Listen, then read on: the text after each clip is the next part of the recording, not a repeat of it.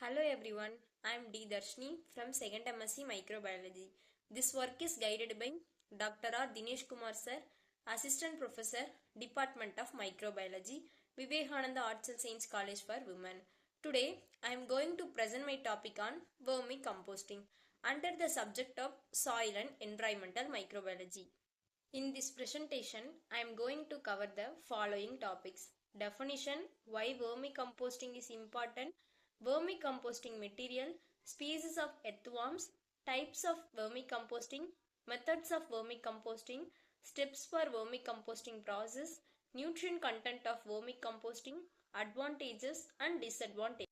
First of all, we see the first topic, definition.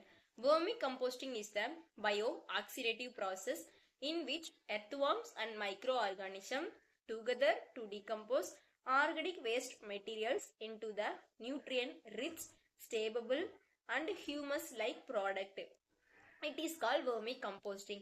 In simple term, vermicomposting is also the method of using earthworm to convert biodegradable waste into organic fertilizer and that improve soil health and support plant growth. Why vermicomposting is important?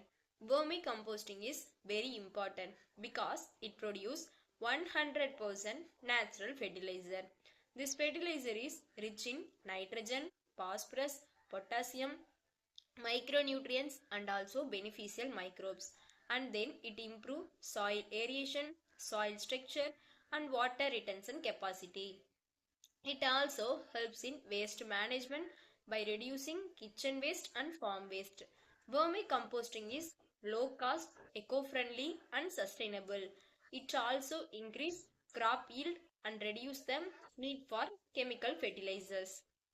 Vermicomposting materials. Now let us see what kind of materials are used in vermicomposting. First one, we can use decomposable organic waste. Examples are animal extra, kitchen waste, farm residues and forest litter.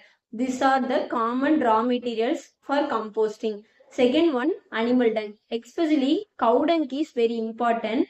Along with this, dried and chopped crop residues are also used as key raw materials. Final one, when we use a mixture of leguminous and non-leguminous crop residues, it improves the overall quality of the vermicompost. Species of earthworm. There are 4 common species of earthworms used in vermicomposting.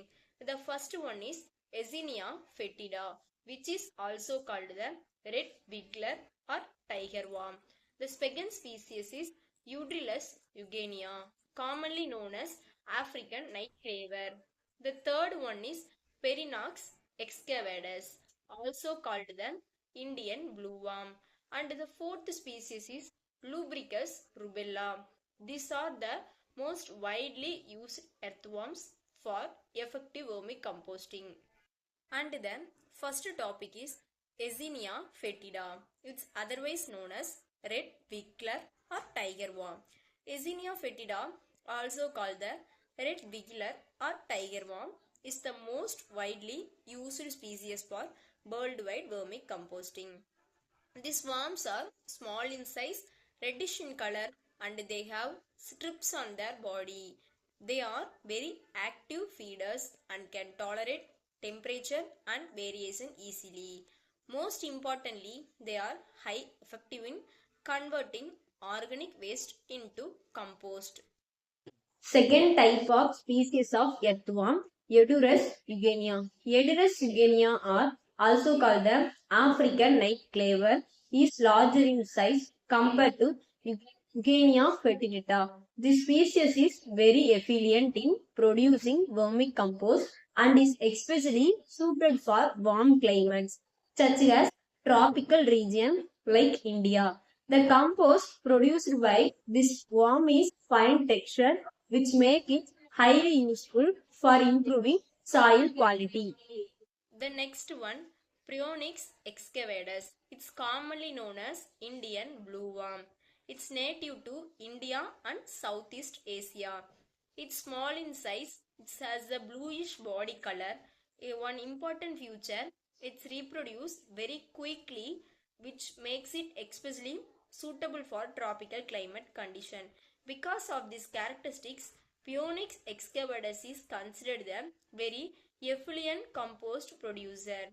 That means it can convert organic waste into high quality compost at the faster rate compared to other species. So when we discussing vermicomposting in tropical region, the Indian blue worm play a very important role. Next one and last, Lumbricus rubella. This earthworm is usually found in temperate region. It lives closely to the soil surface rather than deep background. One of its main benefit is that is the very useful for composting organic waste, helping in the recycling of nutrient back into the soil. Next, we discuss about types of vermicomposting. Vermicomposting means two types of vermicomposting. One is small scale or household vermicomposting. Another one is large scale or commercial vermicomposting. First, we discuss about small scale or household vermicomposting. In this method, compost is usually done in buckets, tubes, or wooden and plastic box. The raw materials used here are kitchen waste, vegetable peel, and fruit scraps. This method is very simple and convenient, and it is especially suitable for home gardens. Next, we see about second types of vermicomposting, large scale or commercial vermicomposting. This method, composting is carried out the big cement tank, beads or pits on frames. This is the large scale vermicomposting. This method is used include crop residues, cow dung and other farm wastes. This system helps to produce vermicompost in large quantities which can be used for agricultural or even for commercial scales. Methods of vermicomposting. There are two methods, pit method and bed method. First one, pit method. In this method, organic waste along with earthworm is placed inside cement or earthen pits. To help the process, moisture is maintained and the pit are usually covered with gunny bags or straws. One drawback of this method is that it is more labor intensive and provide less aeration and compared to other methods. The second important method is the wet method. In this method, composite is done on the soil surface in raised beds, usually about 1.2 to 2 feet high. The beds are then covered with straw or banana leaves to maintain suitable condition. Compared to the pit method, the wet method is easier, more economical and provides better aeration. Next, we see the steps of vermicomposting process. The first step is selection of site. For vermicomposting, we should always choose the shady, cool and moister place. Direct sunlight and heavy rain must be avoided because they can harm the worms. Also, the site should have proper drainage facilities. This is very important to prevent waterlogging as excess water can damage the composite process and affect the worms. The second one is preparation of container or bed. For this, we can use cement tank, wooden box, plastic bins or even earth pots. In this bed, a common size for the bed is about 6 feet long, 2 feet width and 2 feet deep. It is also important to provide the small slope or a drain at the bottom. This also excess water to flow out and the liquid known as vermiwash can also be collected and used as nutrient rich fertilizer. The third step is budding layer. In this step we make two layers. The first layer is 1 inch of sand or gravel which helps in proper drainage. The second layer is around 5 to 10 centimeters of coconut coir, husk or straw. This layer is very important because it improves aeration and provides a good basis for the worm to live in. And the fourth type is pre-decomposition of waste. In this step, we take organic waste such as cow dung, vegetable waste or crop residues and allow it to partially decompose for about 15 to 20 days before feed it to the worms.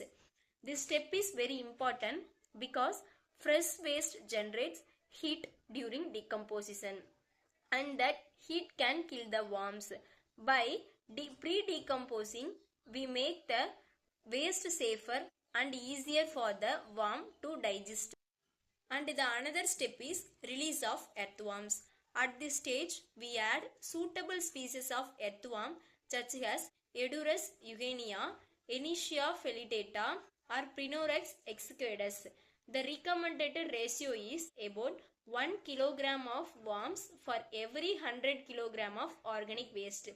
This ensures that the worms can efficiently break down the waste into nutrient-rich vermicompost. Moisture and temperature maintenance. For healthy vermicomposting, we must maintain about 40 to 50% moisture. If the bedding becomes too dry, we should sprinkle water whenever needed. The temperature should be kept between 20 to 30 degrees Celsius, which is the most suitable range for earthworm to survive and work efficiently. To help retain moisture and keep the bed dark, we can cover it with gunny bags, banana and leaves or straw. Harvesting of vermicompost. After about 40 to 60 days, the compost will be ready. At this stage, it will appear dark in color, granular in texture, and will have an earthy smell. Now, to separate the worms from the compost, we can use two simple methods. First method, keep the compost under sunlight. The worm will naturally move downward and then to compost can be collected from the top. The second method, sieve the compost to separate out the worm. In this way, we get nutrient-rich vermicompost that is ready to be used in agriculture and gardening. Nutrient content of vermicomposting. Compost is very rich in plant nutrients and average nitrogen, phosphorus, potassium, calcium, magnesium, sulfur. It also an important micronutrients iron, magnesium, zinc, copper. Another important factor is the carbon to nitrogen ratio, C is to N ratio, which is about 50 to 20. This balanced nutrient content makes vermicompost an excellent organic fertilizer for sustainable advantages of vermicomposting. There are 5 types of advantages. Improve soil fertility like nitrogen, phosphorus, potassium and micronutrients and etc. Enhance plant growth. It provides natural growth hormones and increase the yield of crops. Third one, eco-friendly. It reduces organic waste and helps it reducing environmental pollution. Fourth one, low cost. Vermicomposting requires very little investment and also reduce need for chemical fertilizer. And last one, source of income. Both vermicomposting and vermiwash can be sold commercially, providing an additional source of income for farmers. These are the 5 advantages of vermicomposting. Next, the last topic of disadvantages of vermicomposting. There are 5 disadvantages are there. Sensitive process, time consuming, limited waste types, pest and disease risk, initial care needed. Sensitive process means the temperature 20 to 30 degree and Celsius and moisture 40 to 50 degrees is maintained. Time consuming means it usually takes about 45 to 60 days to provide good quality compost.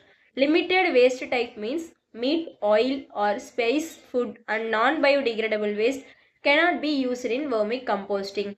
Pest and disease risk means not maintained properly. The compost unit may attract ants, flies and rodents. Initial care needed means vermicomposting requires regular moisturizing of moisture, aeration and sads, especially in the beginning. With this, we can completed our topic on vermicomposting. I hope you understand the concept clearly. Thank you for all listening carefully. See you in the next session. Thank you.